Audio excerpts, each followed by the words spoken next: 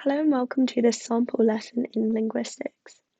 My name's Alina and today we're going to be asking the question, do animals have a language faculty? So first thing we need to do is to understand what the language faculty actually is. In this lesson we're going to be defining it as a unique ability to acquire, develop and maintain complex systems of communication. So essentially we're just talking here about the ability to learn language and to use it to communicate with other people. Of course, this definition is likely to vary for different people, but for now, this is the one we're going to be using.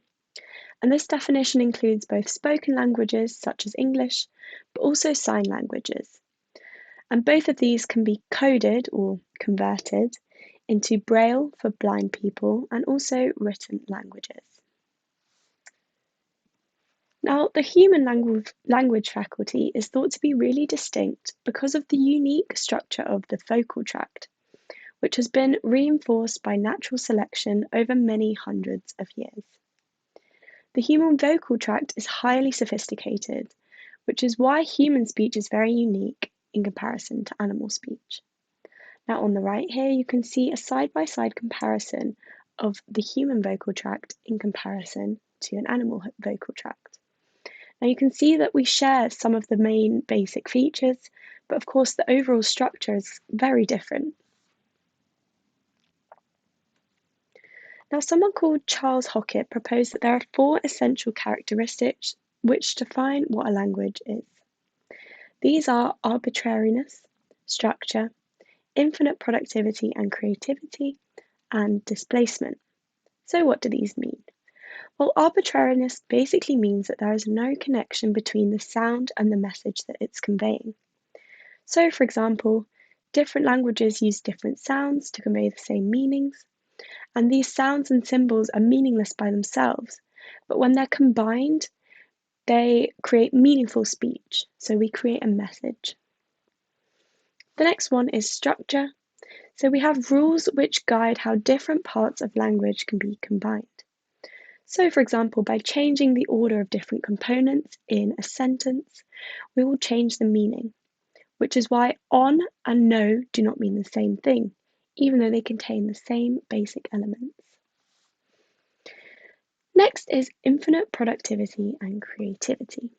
So this refers to an ability that we have to produce and understand infinitely many messages. So we can produce new sentences that have never been produced before and also understand sentences which we've never heard before. Finally, we have displacement, which refers to the ability to refer to things which are not immediately present. So this can be in terms of time, so things in the past or future which are not immediately present in time. Also things that cannot be seen, or abstract concepts such as feelings, so love, happiness, and so on. We can use Hockett's features when we're trying to answer the question of whether animals possess a language faculty. So let's look at 2 different examples of the potential language of different animals, and we're going to see whether we think that these animals do have a language faculty. So the first example comes from chestnut-crowned babblers.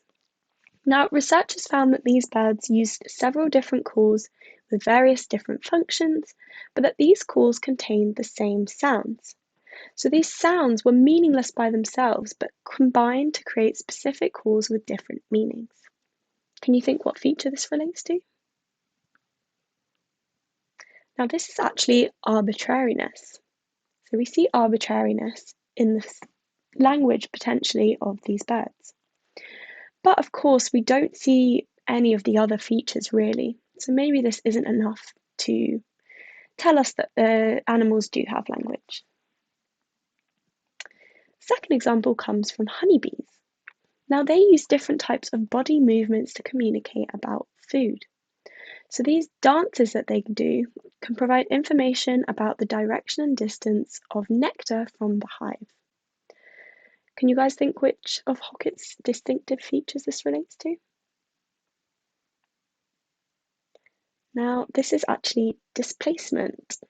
So here we see displacement. In the chestnut-crowned babblers, we see arbitrariness, but again, we don't see all of the features in either of these animals' language. So maybe we would say, maybe they don't have a language faculty. So I'm going to leave it to you now. Do you think animals have a language faculty? I hope you've enjoyed this introduction to linguistics. If you have any questions or would like to learn more, please feel free to email me on alina@abclondon.org.uk. I look forward to doing more lessons with you all. Thank you.